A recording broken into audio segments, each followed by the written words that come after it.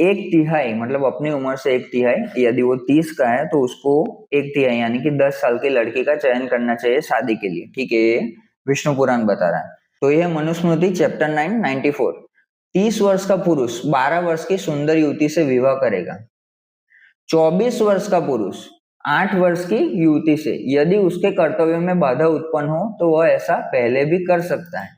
कन्या के विवाह के लिए शुल्क चुकाने के बाद यदि शुल्क चुकाने वाले व्यक्ति की मृत्यु हो जाती है तो कन्या को उसके छोटे देवर को दे दिया जाना चाहिए यदि वह सहमत हो।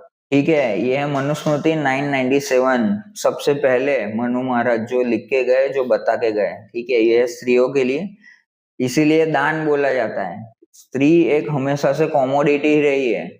ठीक है, चाहे किसी भी तरह बोल ले ये लोग, लेकिन स्त्री हमेशा से कॉमोडिटी ही रही है। तो ये ट्रेडिंग का माध्यम ही रही है। इसीलिए शुल्क चुकाने के बाद अगर वो मर जाता है तो उसके देवर को भी दी जा सकती है अगर उसकी सहमति हो। ये 997 है मनुस्मृति की बात।